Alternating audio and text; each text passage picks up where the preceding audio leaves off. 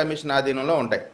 Election కమిషన్కి సంబంధించి ఆయనకి అక్కడ సెక్యూరిటీ కల్పించలేదనేటువంటి దాంట్లో మేము తెలుగుదేశం పార్టీగా మా నాయకులు కూడా జగన్మోహన్ రెడ్డి గారికి అక్కడ సెక్యూరిటీ కల్పించి ఉంటే బాగుంటుంది అనేటువంటి మాట మేమందరం కూడా మాట్లాడుతూ ఉన్నాం. ఎందుకంటే ఆయన ఒక రాజకీయ పార్టీ అధినేత, మాజీ ముఖ్యమంత్రి కాబట్టి ఇవ్వాలని కోరుకుంటా ఉన్నాం. ఎందుకు అది మేము విజ్ఞతగా మాట్లాడాల్సిన బాధ్యత రాజకీయ పార్టీలుగా ఉన్న మన మైండ్ ప్రెజెన్స్ కరెక్ట్గా మాట్లాడాలి.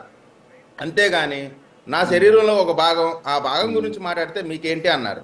మీరు అట్లా మాట్లాడితే ఏం జరిగిందో మీకున్న సోదరా, నువ్వు మాట్లాడినప్పుడు నేను మాటలు మాట్లాడినా సైలెంట్ గా విన్నా. మీతో వాదం చేయగలుగుతుంది. మీరు వితండ వాదం చేస్తారో మేము వాదం చేస్తాం. కాబట్టి మీతో మేము మాట్లాడేటప్పుడు నేను మాట్లాడలా.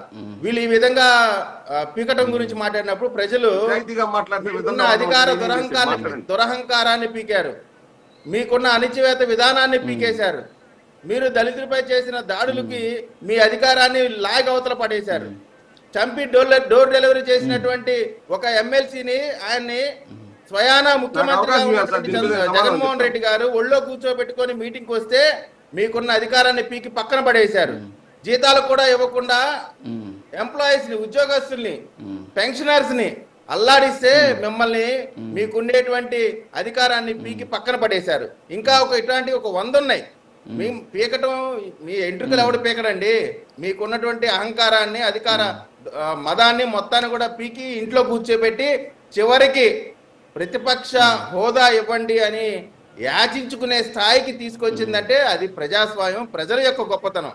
మనం అలా మాట్లాడటం వల్లే మీరు చెప్తా ఉన్నారు రోజా గారిని బండారు సత్యనారాయణ గారు తిట్టారని. రోజా గారు ఏ విధంగా మాట్లాడి మా అధినాయకుడి గురించి, వయసు గురించి, ఇంట్లో వాళ్ళ గురించి ఎంత నీచంగా మాట్లాడితే కోపం కట్టలా తెంచుకొని ఆయన అలా మాట్లాడారు. దాన్ని కూడా మా నాయకులు ఖండించారు. ఆ రోజు ఖండిస్తున్నాం, ఈ రోజు ఖండిస్తున్నాం. తప్పుగా అన్పార్లమెంటరీ వర్డ్స్ ఎవడు మాట్లాడినా దాన్ని ఎవరు కూడా ఉపేక్షించం. మా నాయకుడు మొన్న మీరు చూసారో లేదో చంద్రబాబు నాయుడు గారు మామూలు వార్నింగ్ ఇవ్వాల. మనం అధికారంలో ఉన్నాం, మనం మాట్లాడేటప్పుడు భాష దగ్గర పెట్టుకొని మాట్లాడాలని ప్రతి నాయకుడికి మీటింగ్ లో పబ్లిక్ గా చెప్తా ఉంటే, మా నాయకుడి ఈ విధంగా ప్రవర్తిస్తా ఉంటే, మీ నాయకుడు స్వయంగా బూతులు తిడతా ఉంటే ఆ నాయకుడిలానే వీళ్ళందరూ కూడా ఇదే తరహా మాటలు మాట్లాడుతూ ఉన్నారు. అనేకమైనటువంటి అంశాల్లో బూతులకు సంబంధించి మనం ఏం చెప్పాలా ఇక్కడ కూర్చున్నటువంటి ప్యానెల్ గా? ఇటువంటి సంఘటనలు జరుగుతూ ఉన్నాయి. ప్రజలు దీన్ని చేత్కరించుకుంటున్నారు. ఇటువంటి మనం మాట్లాడకూడదు అనేటువంటి మెసేజ్ని పంపించడం ద్వారా హెల్దీ అట్మాస్ఫియర్ కనపడేది తప్ప మేము మాట్లాడాం. ఇప్పుడు మొన్న గుడ్డలోడు తీస్తా అన్నారు. నేను అనుకుంటా ఉన్నాను, గుడ్డలోడి తీసుకోవటం అనేది వాళ్ళ పార్టీకి ఉన్నటువంటి ట్రేడ్ మార్క్. మనం చూసాం కదా, వాళ్ళ ఎంపీలు, ఎమ్మెల్సీలు గుడ్డలోడు తీసుకొని తిరుగుతారు కాబట్టి మిగతా వాళ్ళు కూడా గుడ్డలోడు తీస్తామన్నారు. నాకు అర్థం కాల, గుడ్డలోడు తీసి ఏం చేస్తారండి? వల్ల అంటే మీకు ఆ నేత్రానందం కావాలా? ఏం మాట్లాడుతూ ఉన్నారు? కనీసం కూడా ప్రజలు చూస్తా ఉన్నారు. ఈ భాష కరెక్ట్ కాదు అనేటువంటి మాట అధినాయకుడి నుంచి కింద నాయకుల వరకు ఇదే ఆలోచనలో ఉన్నారు. మొన్న మిర్చి రైతుల దగ్గరికి వెళ్ళారు. మీరు మీ ఓపెనింగ్ రిమార్క్స్ చెప్పారు, విద్యార్థులకు సంబంధించింది ఎందుకు వాయిదా వేసుకున్నారు? ఫీజు పోరుకు సంబంధించి ఎందుకు వాయిదా వేసుకున్నారు? ఎలక్షన్ కోడ్ ఉందనే కదా. మరి మిర్చి రైతులు విషయం ఏంటంటే, జగన్మోహన్ రెడ్డి గారు బెంగళూరు కేంద్రంగా ఉండడానికి సిద్ధపడిపోయారు, ఆంధ్రాలో ఉండట్లేదు. ఇక్కడ ఏదో ఒక చర్చ వైఎస్ఆర్ కాంగ్రెస్ పార్టీ మీద జరగాలి కాబట్టి ఎలక్షన్ కమిషన్ ఆదేశాలు కాదని మిర్చి యార్డుకి వెళ్ళడం ద్వారా కేసులు పెడతారని వాళ్ళకి ముందే తెలుసు కాబట్టి, కేసులు అంటే వీళ్ళకి భయం లేదనే విషయం అందరికీ తెలుసు కాబట్టి, ఎందుకు భయం లేదంటే చట్టంలో ఉన్నటువంటి లూప్ హోల్స్ ని పాడుకొని ఏ విధంగా కేసుల్ని నెట్టుకుంటూ వెళ్ళొచ్చో వారికి తెలుసు కాబట్టి, వారు అందులో సిద్ధహస్తులు కాబట్టి ఈ విధంగా కేసులకి వాళ్ళు భయపడరు. ఆ మాట అందరికీ తెలిసిన వాస్తవమే. ఎందుకంటే స్వయంగా బాబాయిని చంపిన హత్య కేసులో అవినాష్ గారినే పక్కన కూర్చోబెట్టుకొని తిరుగుతా ఉన్నారు. మీరు ఒక విషయం చెప్పండి, పులివెందలలో వైఎస్ఆర్ గారి తమ్ముడు రాజశేఖర రెడ్డి గారి తమ్ముడిని చంపేస్తే, నరికేస్తే, ముక్కలుగా నరికేస్తే, మామూలుగా అయితే పులివెందుల ఆంధ్ర రాష్ట్రంలో పరిస్థితి ఏ విధంగా ఉండేదండి? కానీ ఒక్క చిన్న విధ్వంసం కూడా జరగలేదంటే వీరు కుటుంబ సభ్యులే వారిని చంపేసి, అది చంద్రబాబు నాయుడు గారిని నారాసుర రక్త చరిత్ర అని చెప్పి రాజకీయ అంటే వీళ్ళ రాజకీయానికి, అధికార దాహానికి ఎవరినైనా ఎలా అయినా శవాల్ని వాడుకోవటంలో కూడా వీళ్ళకి బ్రాండ్ అంబాసిడర్లు, బూతులు తిట్టడానికి వైఎస్ఆర్ కాంగ్రెస్ పార్టీ బ్రాండ్ అంబాసిడర్లు, శవాల్ని వాడుకోవడంలో బ్రాండ్ అంబాసిడర్లు, ప్రజల్ని ఇప్పుడు వీళ్ళు బ్రాండ్ అంబాసిడర్లు. మీరు అనేకమైనటువంటి అంశాలు చెప్పారు. ఇప్పుడు మిర్చికి సంబంధించి బంగ్లాదేశ్కి ఎక్స్పోర్ట్స్ ఆగిపోయినాయి, బాగా ఫ్లో ఎక్కువైపోయింది, రేటు తగ్గిపోయింది. రైతులకు సంబంధించి ఖచ్చితంగా రేట్ అనేది తగ్గింది, దాన్ని అడ్రస్ చేస్తా ఉన్నాం.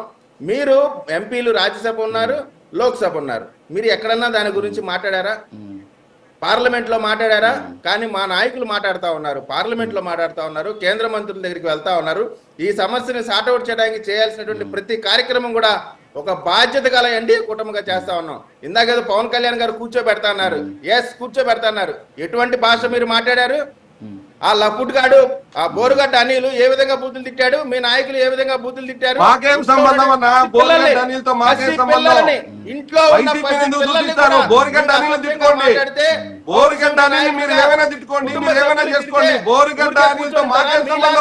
సొంత బాబాయ్ కూర్చునేటువంటి తత్వం తత్వం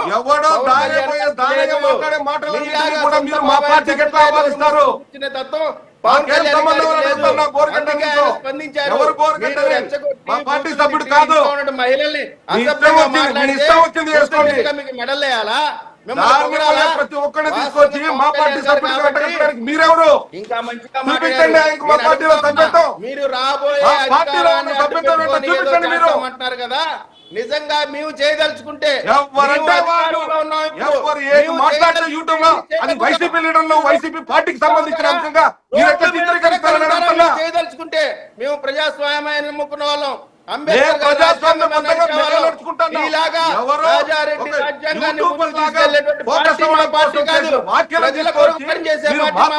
మా నాయకుడు కట్టకట్టడానికి మీకే అధికారం ఉంది.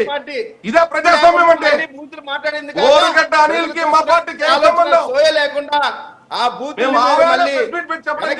ఉన్నారంటే ఇంతకంటే దివాలా కోరు దౌర్భాగ్యపు రాజకీయం. ఎవరండి దివాలా కోరుతానికి వెళ్తున్నారు? మీరు మాట్లాడే దివాలా కోరుతాను. ఇప్పుడు ఎంత దివాలా కోరుతనంగా వ్యవహరిస్తున్నారో తెలుసా? మీరు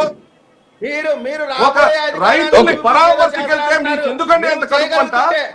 అక్కడికే ఎంత అయిపోయినట్టుగా చట్టాలన్నీ అతిక్రమించినట్టుగా ఏం చట్టం అతిక్రమించారండి? అది చట్టాన్ని అతిక్రమించే ఉంటారా? దానికి ఎవరిచ్చారు సెక్యూరిటీ? చంద్రబాబు నాయుడు గారి ప్రభుత్వం కాదా? మీరు ఏ విధంగా పాదయాత్ర చేయగలిగారు? ఈ లోకేష్ గారు చేసిన యువకులకి ఇచ్చిన సెక్యూరిటీ జగన్మోహన్ రెడ్డి గారు కాదా? అది రాజ్యాంగం కల్పించిన హక్కు.